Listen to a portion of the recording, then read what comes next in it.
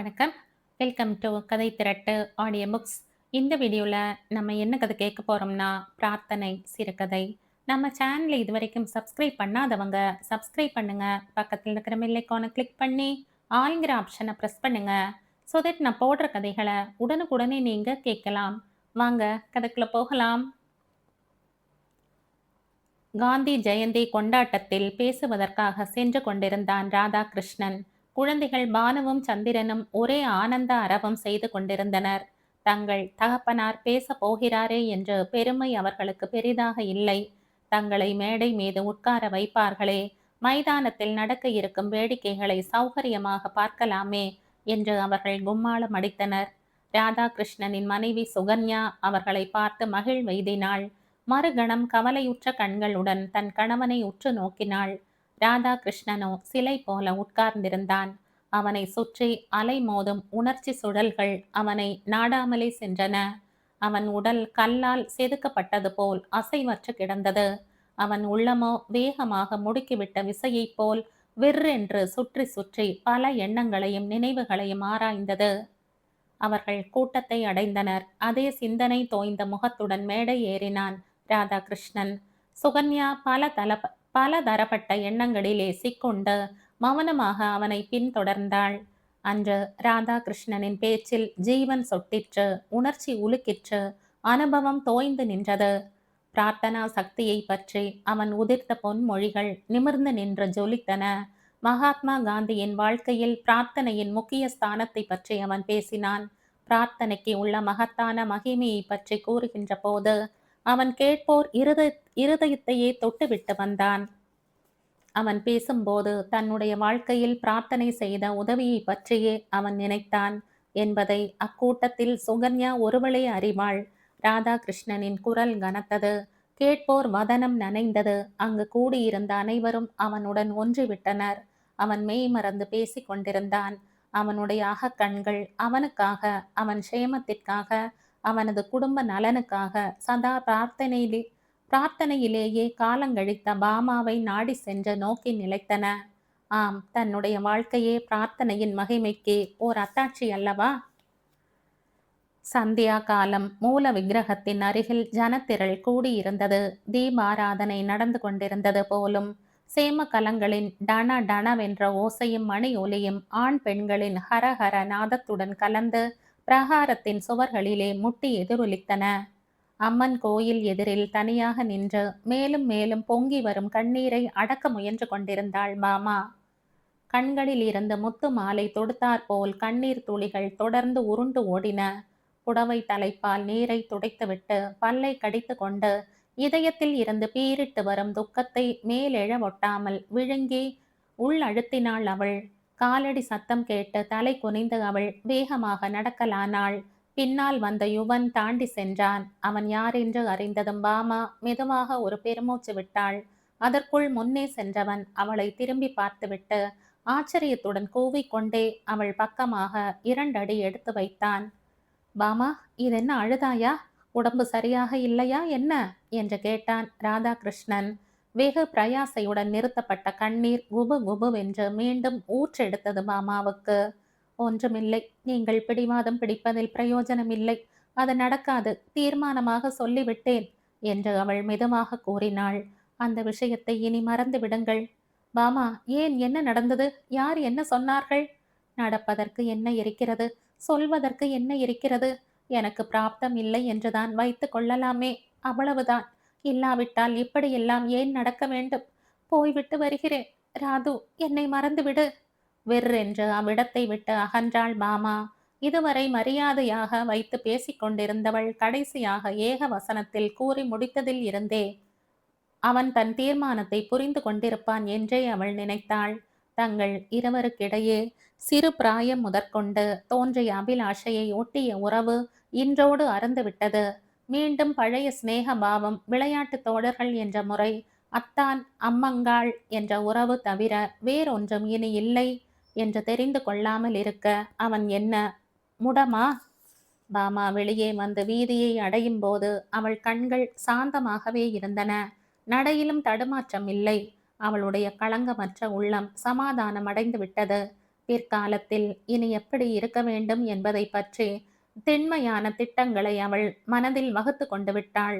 அவளது முகம் நிர்மலமாக காணப்பட்டது. 2 வருஷங்கள் உருண்டோடி சென்றன. அத்தான் ராதாகிருஷ்ணனின் விவாக பத்திரிகையை கையில் வைத்துக்கொண்டு உட்கார்ந்திருந்தாள் பாமா. அவள் முகம் சந்தோஷத்தால் பூரித்தது. உடனே ஒரு காகிதத்தை எடுத்து அவனுக்கு கடிதம் எழுதினாள். ராதோ, இன்று உன் கடிதத்தையும் உன் கல்யாண அழைப்பையும் பார்த்தவுடன் எனக்கு உண்டான ஆனந்தத்திற்கு எல்லையும் காண முடியுமோ? போன தரம் நீ இங்கு வந்திருந்த பொழுது கூறியதெல்லாம் என் ஞாபகத்திற்கு வருகிறது. இப்பொழுதுதான் எனக்கு திருப்தியாக இருக்கிறது. இந்த ஊர் காமேஸ்வரி அம்மனை நான் வேண்டிக் கொண்டது நிறைவேறிவிட்டது. சுகன்யா உனக்கேற்ற பெண்தான் என்று அம்மா சொல்கிறாள்.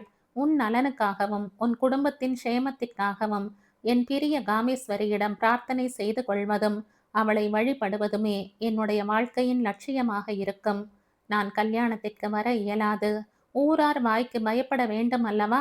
ஆதலால் நீ அதை தவறுதலாக எடுத்துக்கொள்ளக்கூடாது. பிறகு நீங்கள் இருவரும் இங்கு வந்து ஒரு நாளாவது என்னுடன் தங்க வேண்டும் என் ராதுவின் அகமுடையாளை நான் தெரிந்து கொள்ள வேண்டாமா? இதேபோல் உன்னை குறித்த என்னுடைய ஒவ்வொரு ஆசையும் நிறைவேற வேண்டும். நீ மேன்மேலும் அபிவிருத்தியும் ஆனந்தமும் அடைய வேண்டும். எழுதி முடித்து அதை படித்தவுடன் அவளுக்கு அது என்னவோ போல் இருந்தது. அதை கிழித்தெறிய கை எடுத்தாள் அவள். மறுபடியும் ஏதோ நினைத்து கொண்டு அதை உறையிலிட்டு தபாலுக்கு அனுப்பிவிட்டாள். பிறகு ராதாகிருஷ்ணனும் சுகன்யாவும் வரும் நாளை கண்டுபிடித்து விடுபவள் போல் கேலண்டரை எடுத்து வைத்து கொண்டு புரட்டலானாள். வெள்ளிக்கிழமை ராதாகிருஷ்ணன் தன் மனைவியை அழைத்து கொண்டு வந்திருந்தான். பாமா தான் உபாத்தினி ஆயினியாக இருக்கும் பள்ளிக்கூடத்தில் இருந்து இன்னும் வீடு திரும்பவில்லை. அவளை அழைத்து வர அவள் தாயார் ஆள் அனுப்பியிருந்தாள். பரவாயில்லை மாமி, அவள் வரும்போது வரட்டுமே. நாங்கள் ராத்திரி வரை இருந்துவிட்டுத்தான் போகப் போகிறோம் என்று கூறிவிட்டு ராதாகிருஷ்ணன் பாமாவின் மேஜைக்கருகில் போய் உட்கார்ந்து கொண்டு வெகு சொந்தமாக அதில் ஏதோ குடைந்து கொண்டிருந்தான். சுகன்யாவுக்கு புதிய இடத்தில் சற்று கஷ்டமாகத்தான் இருந்தது. பாமாவின் தாயார் அவர்களுக்கு விருந்து சமைக்க போய்விட்டாள். ஆனால் முன் யோசனையாக அடுத்த வீட்டு பெண் லட்சுமியை அழைத்து சுகன்யாவுடன் பேசிக் கொண்டிருக்குமாறு கூறிவிட்டு சென்றாள். வாயாடி லட்சுமிக்கும் சந்தோஷம்தான். ராதாகிருஷ்ணனை மணந்தவள் எப்படி இருப்பாள் என்ற ஆவலில் அவளும் வந்தாள். சுகன்யாவும் அவளும் வெகு நேரம் வரை அளவளாவினர். ஏதோ லோகா பிராமமாக பேசிக் கொண்டிருப்பதில் லட்சுமிக்கு சுவாரஸ்யம் குறைந்து விட்டது. வம்புக்கு சப்பு கொட்டி கொண்டிருந்த அவள் நாக்கு மெல்ல பேச்சை வேறு வழியில் இழுத்தது. எதிலோ ஆரம்பித்து எதிலோ கொண்டு முடித்தாள் அவள். உனக்கு தெரியாதா? உன் அகத்துக்காரர் சொல்லவில்லை? அதுதான் அவர் பாமாவைத்தான் கல்யாணம் பண்ணி கொள்ளப் போகிறார் என்றார்கள். ஊரெல்லாம் அமர்க்களப்பட்டது. அப்புறம் ஏதோ நல்ல காலம் நின்று விட்டது. இல்லாவிட்டால் ஒன்றும் இல்லையம்மா, எனக்கு தெரியாது. ஏதோ தெரியாத்தனமாக சொல்லிவிட்டேன். எல்லாம் உனக்கு தெரியுமாக்கும் என்று. என்னை ஒன்றும் கேட்காதே என்று கூறிவிட்டு தான் கூறியதற்கு வருந்தியவள் போல முகத்தை வைத்து கொண்டு வீட்டுக்கு ஓடிவிட்டாள் லட்சுமி. சுகன்யா ஒன்றும் புரியாமல் உட்கார்ந்திருந்தாள். பாமா எப்படி இருப்பாள் என்று யோசித்தபடியே அவள் அறையை சுற்றி பார்த்தாள். சுவரில் எங்காவது ஒரு போட்டோ அகப்படுமா என்று. அதற்குள் தானே வந்துவிட்டாள் பாமா. பாமா என்று சந்தோஷம் மிக கூவி எதிர்கொண்டு அழைத்தான் ராதாகிருஷ்ணன். ராது என்று பதில் கூறினாள் பாமாவும் அதே சந்தோஷ துவனியில். ராதாகிருஷ்ணன் தன் மனைவியை அழைத்து பாமாவுக்கு அறிமுகப்படுத்தினான். சுகன்யா, இவள்தான் பாமா. உன் உன் என்ன உறவு கூறுவது என்று அவன் யோசித்தான். எந்த உறவை குறிப்பிட்டால் மிகவும் நெருக்கமாக தோன்றும் என்ற எண்ணமிட்டவனாய் அவன் சரியான வார்த்தைகளை தேடி துழாவினான். அம்மங்காள் என்று கூறினால் நெருக்கமாக இல்லை போல் இருந்தது அவனுக்கு. சூட்சுமியான பாமா அதை தெரிந்து கொண்டு விட்டாள். உன் நாத்தனார், ஜாக்கிரதை அம்மா என்று பளிச்சென்று கூறி சிரித்தாள் அவள். அதுதான் இல்லை, அது சரியில்லை. உன் அக்கா, அதுதான் சரியான முறை என்றான் ராதாகிருஷ்ணன். மூவரும் சிரித்து பேசி காலங்கழித்தனர். பாமாவுக்கு சுகன்யாவை மிகவும் பிடித்துவிட்டது. அவர்கள் போக கிளம்பிய போது பாமாவின் கண்கள் கலங்கின. சுகன்யா, பாமாவை நம் அகத்துக்கு வர சொல்லி கூப்பிடு என்றான் ராதாகிருஷ்ணன். சுகன்யா அப்படியே அழைத்தாள். அடுத்த விடுமுறைக்கு வந்து விடுங்கள் என்றாள் அவள். வாயேன் பாமா என்றான் ராதாவும். பாமாவின் முகம் வெளிரிற்று. ஆனால் வாடாத புன்னகையுடன் அவள் பதில் உரைத்தாள். அடுத்த விடுமுறைக்கு முடியாது, பார்ப்போம். வந்தால் போயிற்று. நீங்கள் போய் முதலில் நிலைக்க வேண்டியது முக்கியம் என்றாள் அவள். அவள் பேசிய போது அவள் முகத்தையே நோக்கி கொண்டிருந்தாள் சுகன்யா. பிறகு அவள் தன் கணவனை திரும்பி பார்த்தாள். அவன் தன் முகத்தை வேறு பக்கம் திருப்பிக் கொண்டான். அன்றே சுகன்யாவின் இருதயத்தின் ஒரு மூலையில் சிறு களங்கம் ஏற்பட்டுவிட்டது. பல ஆண்டுகள் கடந்துவிட்டன. பாமா ஒரு முறை கூட அவர்கள் இருக்குமிடத்திற்கு வரவில்லை.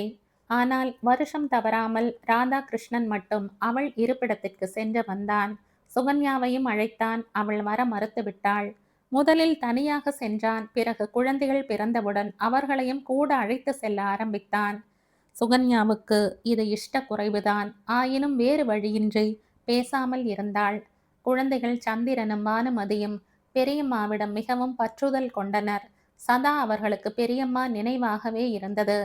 சுகன்யாவுக்கு குழந்தைகளுடன் கூடிய இன்ப வாழ்வு கிட்டியது. கணவனின் ஆதரவும் பிரேமையும் கிடைத்திருந்தன. அவள் கட்டிய கோட்டைகள் படியே கணவனின் வருமானமும் அந்தஸ்தும் உயர்ந்து கொண்டே வந்தன. சொந்த பங்களாவும் மனதிற்கு ரம்யமான விசால தோட்டமும் நினைத்த இடத்திற்கு செல்ல மோட்டார் வண்டியும் எண்ணிய கட்டளைகளை செய்ய ஏவல் ஆட்களும் பட்ட அடையும் பொன் நகையும் எல்லாம் இருந்தும் சுகன்யாவுக்கு நிம்மதி மட்டும் இல்லாமல் இருந்தது. தன் கணவன் தன்னை கலக்காமல் ஏதும் செய்வதில்லை என்றாலும், தன் பேரில் அன்பை சொரிந்தான் என்றாலும் பாமாவுக்கும் அதில் ஒரு பங்கு உண்டே என்று நினைக்கையில் அவளது மகிழ்ச்சியெல்லாம் மறைந்தது. அவளது திருப்தி பொறாமை தீக்கு இரையாயிற்று. சுகன்யா, தோ குங்கும பிரசாதம். சந்திரன் பிழைத்து எழுந்திருக்க வேண்டுமென்று பாமா ஒரு மண்டலம் கோயில் பிரதட்சணம் செய்தாளாம். பிரசாதம் அனுப்பி இருக்கிறாள். பாமாவின் பிரார்த்தனா சக்தியினாலேயே நாம் இருக்கிறோம் போல் இருக்கிறது. எனக்கு ப்ரமோஷனுக்காக அவள் உபவாசம் இருந்ததும் உனக்கு பெண் பிறக்க வேண்டும் என்று விரதம் அனுஷ்டித்ததும் தான் உனக்கு தெரியுமே. இப்பொழுது அவள் தன் வேலையையும் ராஜினாமா கொடுத்துவிட்டு நமக்காக கோயிலிலேயே குடியிருக்கிறாளாம். அவளுக்கு நாம் எவ்வளவு கடமைப்பட்டிருக்க வேண்டும் என்று கூறினான் ராதாகிருஷ்ணன். ஆமாம், நீங்கள் மாமாவின் பேச்சை எடுத்துவிட்டால் அஸ்தமனம் வரை பேசுவீர்கள். அவளுக்கு கடமைப்பட்டிருக்க அவள் நமக்கு என்ன அப்படி சாதித்து விட்டாள்? நமக்கு அதிர்ஷ்டம் இருந்தால் நல்ல காலம் வருகிறது. அவள் பூஜா பலன் இல்லாவிட்டால் சந்திரன் பிழைத்தே எழுந்திருக்க மாட்டானாக்கும். நீங்கள் அரும்பாடுபட்டு வேலை செய்ததற்கு அவள் தபஸ் செய்திராவிட்டால் ப்ரமோஷன் கிடைத்தே இருக்காதாக்கும். கேட்டு கேட்டு காதும் புளித்து விட்டது. என்ன பேச்சு இது? ஏதோ நான் கால் வைத்த வேளை. என் ஜாதகத்தின் மேன்மையினால் நல்ல ஸ்திதி கிடைத்திருக்கிறது. அது அந்த பாமாவின் பிரார்த்தனை பலனாக்கும். ச்சே, இந்த மாமா மாதிரி மூதேவிகள் ஏன் கல்யாணமானவர்களை பிடித்து கொண்டு கழுத்தை அறுக்க வேண்டும்? சுகன்யா, ஜாக்கிரதையாக பேசு. ஏன் கழுத்தை அறுக்க வேண்டும்? எவனையாவது பிடித்து கொண்டு ஒழியக்கூடாதோ? சி, வாயை அலம்பு, அபச்சாரம். அவ்வளவு உங்களுக்கு உறுத்தினால் முன்னமே அவளையே கல்யாணம் பண்ணி கொண்டு அழுகிறது தானே. அழுவானேன்? கல்யாணம் பண்ணி கொண்டு சந்தோஷமாக இருந்திருப்பேன். அழுகை உன்னோடு இருக்கட்டும். ஆனால் விதி குறுக்கிட்டது. என் தலைவிதியோ? இல்லை, என் விதி. குறுக்கே குறுக்கே பிதற்றாதே. இவ்வளவு தூரம் வந்துவிட்ட பிறகு கதை முழுவதும் கூறித்தான் விடப் போகிறேன். எங்களுக்கு கல்யாணம் நிச்சயமாகி நாள் கூட பார்த்தாகிவிட்டது. அப்பொழுது எனக்கு அதிர்ஷ்டம் வந்தது.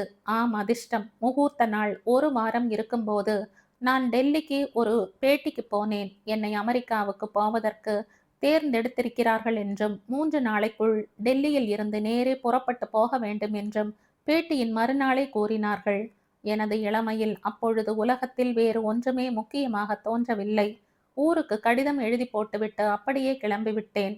அந்த கடிதம் சென்ற ரயிலுக்கு ஏதோ விபத்து ஏற்பட்டதன் காரணமாக அது 10 நாள் கழித்துத்தான் அவர்களிடம் போய் சேர்ந்தது.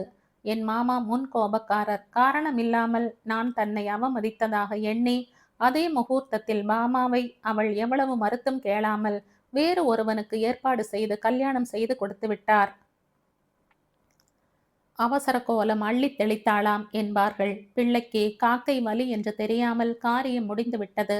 விவாகத்து இரவு ஊர்வலம் வரும்போது மேளம் பேண்டு சத்தத்தில் அவனுக்கு வலி வந்து பூ பல்லக்கில் இருந்து அவன் கீழே விழுந்து விட்டான். பாமா விதவையானாள். ஆ என்றாள் சுகன்யா தன்னையும் அறியாமல். விஷயத்தை அறிந்த நான் அமெரிக்காவில் முள்ளின் மேல் நின்றேன். நாள் மணி நிமிஷத்தை கையால் பிடித்து தள்ளிவிட்டு 2 வருஷம் கழித்து திரும்பினேன். மாமா மாமியை கண்டு அலறினேன். மாமாவை பார்த்து கதறினேன். மாமாவும் தன் அவசர காரியத்திற்கு வருந்தினார். நான் அப்பொழுதும் அவரை வேண்டிக் கொண்டேன். அவர் தனக்கு சம்மதம் தான் என்றும் பாமாவை கேட்கும்படி கூறினார். ஆனால் அவள் கட்டாயமாக மறுத்துவிட்டாள். அத்தான், இன்னொருவன் விரல் பட்ட உடல் இனி உனக்கு அருகதையற்றது. ஆயின் என் மனதை மட்டும் உங்களைத் தவிர வேறு யாரும் என்றும் தொட்டதே கிடையாது. அது என்றும் உங்கள் சொந்தம் என்று சொல்லிவிட்டாள். நானும் எத்தனையோ தடவை கெஞ்சினேன். கடைசியாக சுவாமி சந்நிதியில் அவள் இறுதியாக கூறிவிட்டாள்.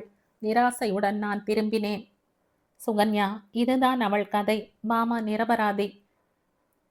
தூய ஆத்மா அவளது. அவளை ஒன்றும் பழிக்காதே. ராதாகிருஷ்ணனின் மனம் கொதித்தது. அவன் மேலே ஒன்றும் பேசாமல் தன் அறைக்கு சென்று படுத்து கொண்டான். சற்று நேரத்திற்கெல்லாம் சுகன்யா வந்து அவனை எழுப்பினாள். எழுந்திருங்கள், நீங்கள் மீட்டிங்க்கு போக நேரமாகிவிட்டது. மணி 3 ஆகிவிட்டது என்றாள். அவன் இயந்திரம் போல எழுந்து சட்டையை மாட்டிக்கொண்டான். அவன் கண்களில் நீர் முட்டிற்று. மனைவியின் சொற்கள் அவனது இருதயத்தில் ஆழமாக பாய்ந்து ரணமாக்கிவிட்டன. இந்த மனப்பான்மையை அவளிடமிருந்து அவன் எதிர்பார்க்கவில்லை. கசந்த உள்ளத்துடன் மெதுவாக கிளம்பினான். பாமா கடிதத்தில் இந்த கூட்டத்தை பற்றி எழுதியிருந்தாள். அவன் முதலில் மேடை ஏறி பேசப் போகிறான். அந்த சமயத்தில் தான் தன் காமேஸ்வரியிடம் தியானத்தில் இருப்பதாக உறுதி கூறியிருந்தாள். சுகன்யாவும் அவனுடன் கிளம்பினாள். காரில் வழி முழுவதும் சதிமதிகள் இருவரும் பேசாமல் சென்றனர். மௌனமாக வேதனை மிகுந்த முகத்துடன் அவன் வீற்றிருப்பதை காண சுகன்யாவுக்கு கஷ்டமாகத்தான் இருந்தது. உற்சாகமாக நிம்மதியான மனத்துடன் கிளம்பாமல் இப்படி பேசுவது அவளுக்கு அச்சத்தை உண்டு பண்ணியது. அதற்கேற்றாற்போல் வழியில் கார் நின்றுவிட்டது. டிரைவர் இறங்கி ஏதேதோ பரிசோதித்தான். எதையோ முடுக்கினான். காலம் கடந்து சென்றது.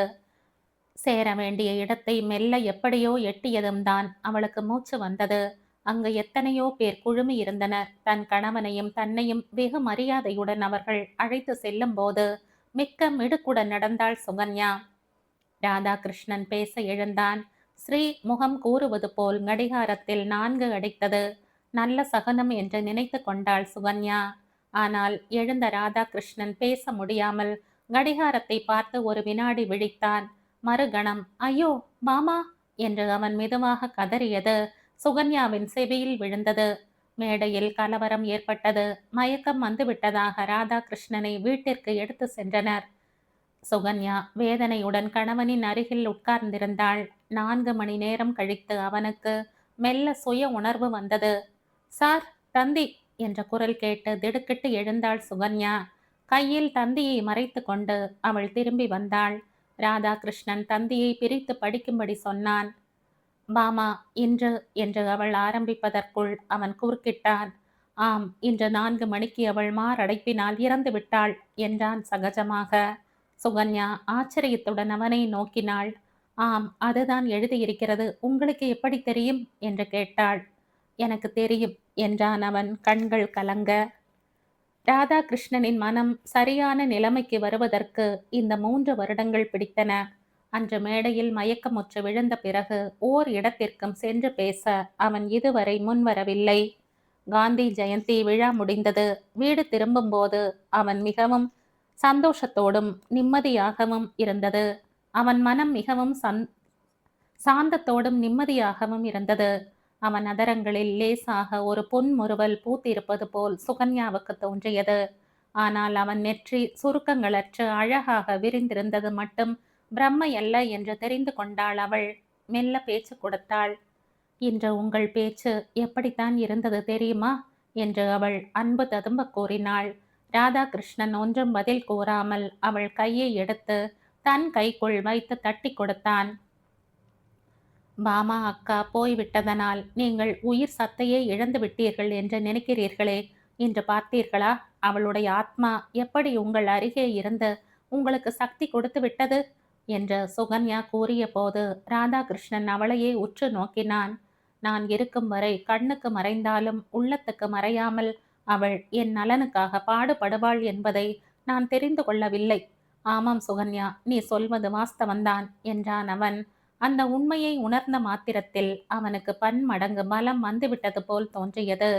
சுகன்யா தன் கண்களிலே தேங்கி நின்ற கண்ணீரை துடைக்காமலே எதிரே வெட்ட வெளியில் சூன்யமான திருஷ்டியுடன் வெறித்து நோக்கினாள். நான் தான் அக்காவை தெரிந்து கொள்ளாத அபாகியவதி ஆகிவிட்டேன் என்றாள் அவள் அடைத்த தொண்டையுடன். அழாதே, அசடு. தவறுவது மானிட இயல்புதானே. அதற்காக வருந்துவார்களோ? மேலும் அவளுக்கு தெரியாமலா இருந்திருக்கும்? அவள் கட்டாயம் உன்னை மன்னித்திருப்பாள். சுகன்யாவுக்கு மட்டும் சமாதானம் ஏற்படவில்லை. ஆயினும் தன் கணவன் மனம் தெளிந்து விட்டான் என்ற சந்தோஷத்தினால் அவள் ஆறுதல் பெற்றாள். அமுத சுரபி இதழில் 1952ஆம் ஆண்டு வெளிவந்த சிறுகதை இது. இந்த கதை உங்களுக்கு பிடிச்சிருந்தா லைக் பண்ணுங்க, ஷேர் பண்ணுங்க, சப்ஸ்கிரைப் பண்ணுங்க. மற்றும் ஒரு இன்ட்ரெஸ்டிங்கான கதையோட அடுத்த வீடியோல சந்திப்போம். பை. தேங்க்யூ.